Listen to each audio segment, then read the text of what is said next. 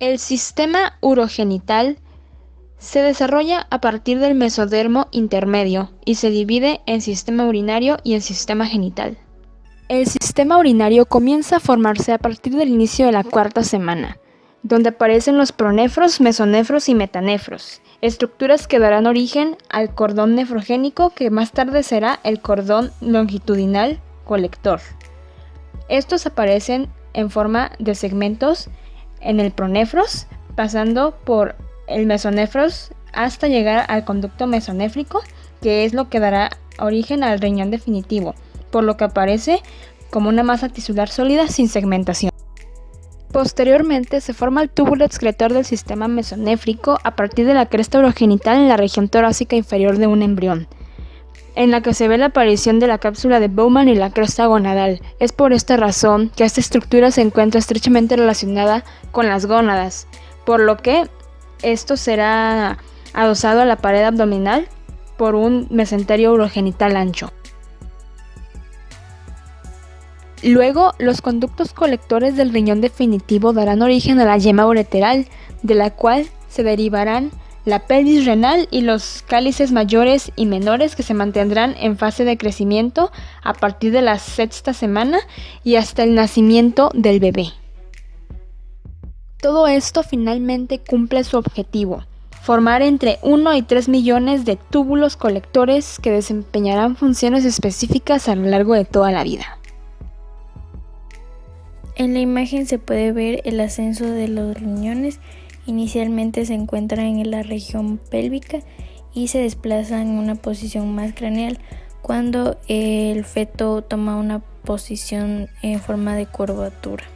El riñón se vuelve funcional a partir de la 12ª semana, donde la orina se envía a la cavidad amniótica, se mezcla con el líquido amniótico, el feto la ingiere y este líquido se recicla a través de los riñones.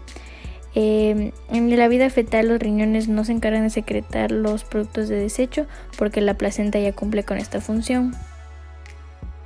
Ahora en la imagen podemos ver que la cloaca se divide en el seno urogenital y en el conducto anorrectal. También podemos ver cómo el conducto mesonéfrico poco a poco se absorbe en la pared del seno urogenital y los uréteres entran por separado. En la imagen podemos ver cómo se desarrolla el seno urogenital, dando origen a la vejiga urinaria. En el varón, este seno se va a convertir en la uretra peniana y la glándula prostática se va a originar a partir de las yemas de la uretra.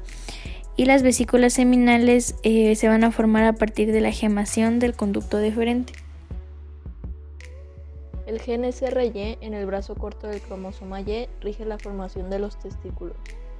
Las gónadas no adquieren características morfológicas masculinas o femeninas antes de la 7ª semana del desarrollo. Aparecen como crestas genitales o gonadales formadas mediante la proliferación de epitelio y condensación del mesénquima subyacente. Si un embrión tiene genética masculina, las células germinales primordiales cuentan con un complemento cromosómico sexual XY. Bajo la influencia del gen SRY, los cordones sexuales primitivos siguen proliferando y penetran a profundidad en la médula para constituir los cordones testiculares o medulares. Ahora estos están compuestos por células germinales primitivas y células de Sertoli, derivadas del epitelio superficial de la glándula. Las células de Leydig se ubican entre los cordones testiculares. Comienzan su desarrollo poco después del inicio de la diferenciación de estos cordones y a la 8ª semana de gestación las células empiezan a producir testosterona. En los embriones femeninos, los cordones sexuales primitivos se disocian para formar cúmulos celulares irregulares, que contienen grupos de células germinales primitivas que ocupan la porción medular del ovario. Desaparecen y son sustituidos por estroma vascular que constituye la médula ovárica. En la 7ª semana, el epitelio de superficie de la gónada femenina da lugar a los cordones corticales. En el 3er mes estos cordones se dividen en cúmulos celulares aislados. Las células de estos cúmulos siguen proliferando y comienzan a rodear cada ovogonia con una capa de células epiteliales denominadas células foliculares. Junto con las ovogonias y las células foliculares se constituye un folículo primordial. Se conocen dos conductos genitales, uno de ellos es el conducto mesonéfrico de Wolff y el conducto paramesonéfrico de Müller. Los conductos genitales masculinos son estimulados por testosterona, derivan del sistema renal mesonéfrico y posteriormente se forman los túbulos epigenitales que se conectan con el testis y forman los conductillos eferentes, los tubos paragenitales que se forman en vestigios y se conocen como paradídimo y el conducto mesonéfrico realiza conductos genitales principales, se elongan y desarrollan circunvolaciones que generan el epidídimo y los conductos genitales femeninos que se estimulan en presencia de estrógenos.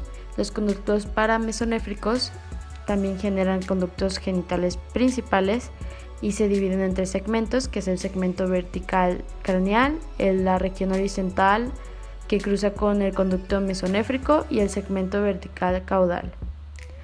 Cuando descienden los ovarios, las primeras 2 partes se convierten en la tubouterina y la porción caudal se fusiona y crea el conducto uterino. Ahora se explicará la vagina, que se crea a partir de los conductos paramesonéfricos en contacto con el seno urogenital y a partir de ahí surgen 12 vaginaciones sólidas que son los bulbos seno-vaginales y posteriormente forman la placa vaginal sólida. En cuanto a los genitales externos en el sexo masculino, sabemos que su desarrollo se debe a la influencia de los andrógenos secretados por los testículos fetales, además del rápido alargamiento del tubérculo genital, que ahora va a pasar a llamarse falo, como observamos en la imagen. Los pliegues uretrales se estiran con conformando por su parte interna el surco uretral. Aquí podemos diferenciar las distintas estructuras que se van a ir conformando. Al finalizar el tercer mes, los 2 pliegues laterales se cierran sobre la placa uretral, la cual es formada por el revestimiento epitelial del surco, creando así la peniana. Pero esto no se extiende hasta la punta del falo, sino hasta el 4.º mes. En cuanto a las protuberancias genitales conocidas en el varón como protuberancias escrotales, se desarrollan en la región inguinal. Al proseguir su desarrollo se desplazan en sentido caudal y cada una constituye la mitad del escroto. Ambas se separan por el tabique escrotal. En la imagen observamos estas líneas de fusión, donde la superior se relaciona a la línea de fusión de los pliegues uretrales y la inferior a la línea de fusión de las protuberancias escrotales o tabique escrotal. Y por debajo de estas tenemos el perineo y el ano. En cuanto a los genitales externos en el sexo femenino, sabemos que su desarrollo se debe a la estimulación de los estrógenos, donde el tubérculo genital se alarga un poco para crear el clítoris, los pliegues uretrales conforman los labios menores, las protuberancias genitales conforman los labios mayores y el surco urogenital el vestíbulo. En la imagen observamos estas distintas estructuras, además de la uretra, el ano y el perineo.